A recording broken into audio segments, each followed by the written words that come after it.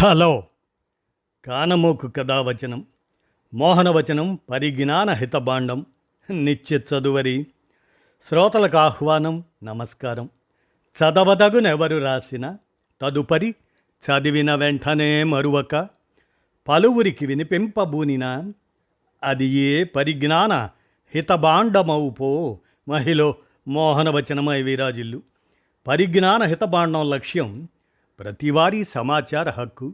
ఆస్ఫూర్తితోనే ఇప్పుడు కానమోకు కథావచనం మోహనవచనం సమకాలీన కథా సందేశం ఈ శీర్షికన గుడ్ మార్నింగ్ మెసేజ్ అనే ఈ చిన్న కథ మానవ సంబంధాలను తలపింపజేసేది. నర్రా వేణుగోపాల్ సౌజన్యంతో ఈ చిన్న కథను మీ కానమోకు కథావచనం శ్రోతలకు మీ కానమోకు స్వరంలో ఇప్పుడు వినిపిస్తాను. వినండి. Good morning message. ఇక వినండి. ఈ చిన్న కథలోకి ప్రవేశిద్దాం. ఏంటి సార్, అమెరికా ప్రయాణం ఎప్పుడు? స్టేడియంలో ఉదయపు నడకలో రోజు కలిసే నా వృద్ధమిత్రుడు మోహన్ రావు గారిని అడిగాను. ఏం చెప్పను ఆనంద్, మా అబ్బాయి నన్ను తీసుకెళ్ళడానికి తీవ్ర ప్రయత్నం చేస్తున్నాడు, కానీ నాకు ప్రయాణం పట్టలేదు అని సమాధానం ఇచ్చారు మోహన్ రావు. మోహన్ రావు గారి వయస్సు 70 సంవత్సరాలు. ఇటీవలే భార్య చనిపోయింది. ఉన్న ఒక్కగానొక్క కొడుకు అమెరికాలో ఒక పెద్ద కంపెనీలో మంచి ఉద్యోగంలో స్థిరపడ్డాడు. తండ్రిని తన దగ్గరికి తీసుకువెళ్ళిపోయే ప్రయత్నమూ చేస్తున్నాడు. కోవిడ్ నిబంధనలతో వీసా సమస్య వల్ల ప్రయాణం ఆలస్యమవుతున్నట్లు ఉంది.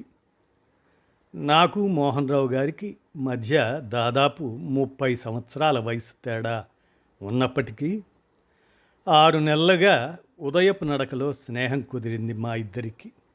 ఒక రకంగా తన కొడుకు వయసున్న నన్ను కొడుకులాగానే భావిస్తారు. ఒకరోజు వాకింగ్కి రాకపోయినా ఊరుకోరు. ఆయన కూడా వాతావరణంతో పని లేకుండా వాకింగ్కి రోజు వచ్చేస్తుంటారు. అవును ఆనంద్, నిన్న నేను నీకు వాట్సాప్లో పెట్టిన గుడ్ మార్నింగ్ మెసేజ్ చూడలేదే అని అడిగారు. నాకు మోహన్ రావు గారితో ఉన్న ఒకే ఒక సమస్య ఇది. ప్రతిరోజు ఉదయం 5:30 కల్లా రకరకాల పువ్వులతో మంచి కొటేషన్లతో ఉన్న గుడ్ మార్నింగ్ మెసేజ్ పెడతారు మోహన్ రావు గారు. ఇలా గుడ్ మార్నింగ్ మెసేజ్లు పెట్టే వాళ్ళంటే నాకు ఒకంత నచ్చదు. ఇటువంటి వాళ్ళు నాకు దాదాపు 20 మంది దాకా ఉంటారు నా సర్కిల్లో. ప్రతిరోజు గుడ్ మార్నింగ్ మెసేజ్లతో నా మెమరీ నిండిపోతూ వాటిని డిలీట్ చేయడానికి విసుగొచ్చేది. వీరిలో కొంతమంది గుడ్ నైట్ మెసేజ్లు కూడా పెట్టేవారు ఉన్నారు. ఒకరిద్దరు పని పాట లేని వారు ఈ మధ్య గుడ్ ఈవినింగ్లు కూడా పెట్టేస్తున్నారు మెసేజ్లుగా. సరే, ఒక ప్రభుత్వ రంగ సంస్థలో క్లర్క్గా పనిచేస్తూ ఉద్యోగ సంఘంలో ఒక చిన్నపాటి నాయకుడిగా ఉన్న నాకు యూనియన్కి సంబంధించిన మెసేజ్లతోనే సరిపోతుంటుంది. ఈ మధ్యలో ఈ గుడ్ మార్నింగ్ల మెసేజ్లు ఒకటి తెగ విసుగు తెప్పిస్తాయి. ఏం చూస్తాం సార్, ఒకటా రెండా, ఎన్నని చూస్తాం అన్నాను నేను మోహన్ రావు గారితో. అది కాదయ్యా, నీ మీద ఎంతో అభిమానంతో పెట్టే ఒక చిన్న మెసేజ్కి జవాబు ఇవ్వకపోతే పోయే, కనీసం చూడాలి కదా అన్నారు మోహన్ రావు గారు. ఆయన అన్న ఆ మాటలకు కొంచెం మనసు చివుక్కుమని, సరే సార్, అలాగే సార్, ఇక నుంచి తప్పక చూస్తా అన్నాను. అన్నట్లు మీ కేర్ టేకర్ రోజు వస్తుందా అని అడిగాను నేను. ఆ కేర్ టేకర్ని నేనే మాట్లాడి పెట్టాను కాబట్టి.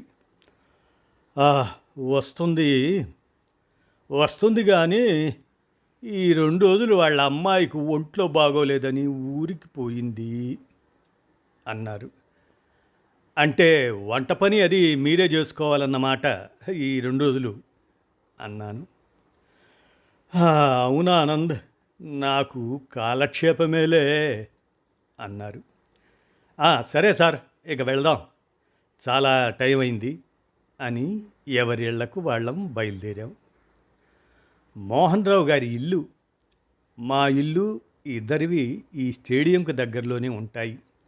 ఆయనకు స్టేడియంకు దగ్గరలోనే ఉన్న ఖరీదైన అపార్ట్మెంట్లో ఒక డబుల్ బెడ్రూమ్ ప్లాటు ఉంది. అప్పుడప్పుడు ఆయన నన్ను కాఫీకి పిలుస్తూ ఉండేవారు.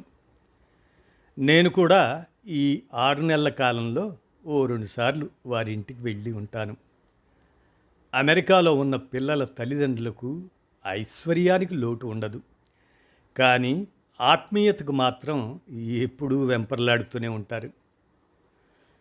ఆ రోజంతా గుడ్ మార్నింగ్ మెసేజ్ గురించి మోహన్ రావు గారు అన్న మాటలు నన్ను వెంటాడుతూనే ఉన్నాయి. మరునాడు ఉదయం 5:30 గంటలకు నిద్రలేచిన నాకు నిన్న ఉదయం మోహన్ రావు గారి మాటలు గుర్తొచ్చి వెంటనే నా మొబైల్లో వైఫై ఆన్ చేసి వాట్సాప్ ఓపెన్ చేశా.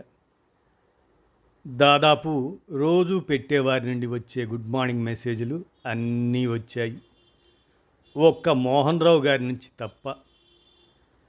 నాకు చాలా ఆశ్చర్యం వేసింది. నాకు పరిచయమైన ఈ 6 నెలల్లో ఏ ఒక్కరోజు ఆయన దగ్గర నుండి గుడ్ మార్నింగ్ మెసేజ్ రాని రోజు లేదు. ఒకవేళ నేను ఆయన మెసేజ్లను పట్టించుకోవటం లేదని కోపం వచ్చిందేమో అన్న అనుమానం కలిగింది నాకు. సరేలే, వాకింగ్లో మాట్లాడుకోవచ్చులే అని స్టేడియంకు బయలుదేరా. ఆశ్చర్యంగా ఈరోజు మోహన్ రావు గారు వాకింగ్కి కూడా రాలేదు. అరే, మనసులో ఏదో వెలితితో ఆయనకు కాల్ చేశా. రింగ్ అవుతుంది, కానీ లిఫ్ట్ చేయలేదు ఆయన. ఏదో తెలియని ఒక రకమైన దిగులుతో నా వాకింగ్ పూర్తి చేసి ఇంటికి వచ్చేసా.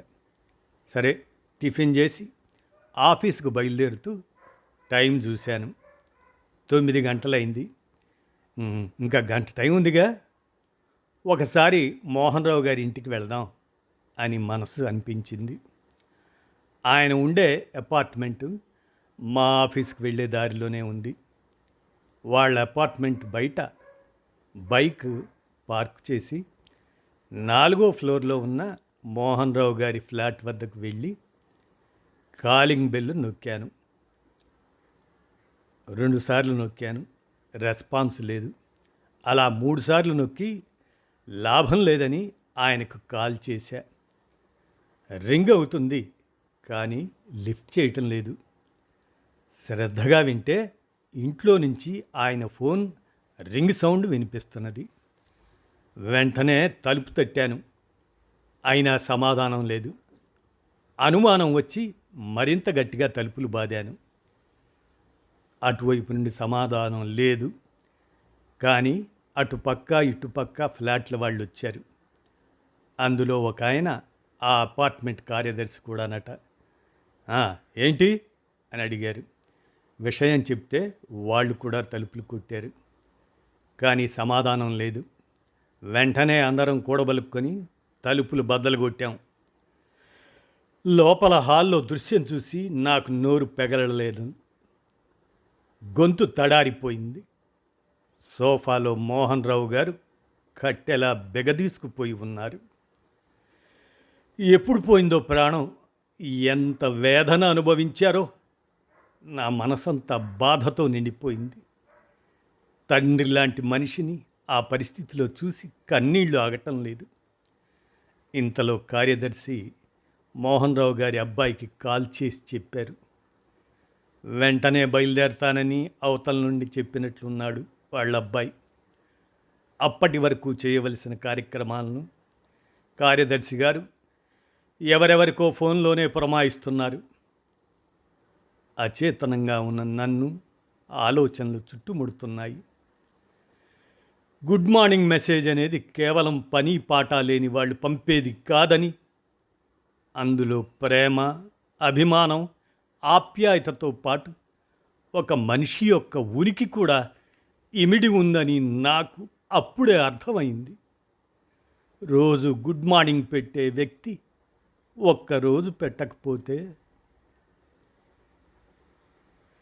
ఖచ్చితంగా ఆ వ్యక్తి అనుపానులు ఆరోగ్య విషయాలు తెలుసుకోవలసిన బాధ్యత మనపై ఉందని, అందులో ఇలా వయసు మళ్ళీ ఒంటరిగా ఉంటున్న వ్యక్తుల పట్ల మరింత అప్రమత్తంగా ఉండాలని అర్థమైంది. గుడ్ మార్నింగ్ మెసేజ్ యొక్క నిజమైన అర్థం నాకు అప్పుడే బోధపడింది. అప్పుడే ఒక నిర్ణయం తీసుకున్నాను. ఇకపై ప్రతి గుడ్ మార్నింగ్ మెసేజ్కి తప్పనిసరిగా రిప్లై ఇవ్వాలని. నా అనుకున్న వారందరికీ నేను కూడా గుడ్ మార్నింగ్ మెసేజ్ పెట్టాలని నిర్ణయం తీసుకున్నాను. ఇదండి గుడ్ మార్నింగ్ మెసేజ్ అనే ఈ చిన్న కథ మానవ సంబంధాలను తలపింపజేసేది. నర్రా వేణుగోపాల్ సౌజన్యంతో మన కానమోకు కథావచనం శ్రోతలకు మీ కానమోకు స్వరంలో కానమోకు కథావచనం మోహనవచనం సమకాలీన కథా సందేశం శీర్షికన ఈ చిన్న కథను వినిపించాను. విన్నారుగా? ధన్యవాదాలు.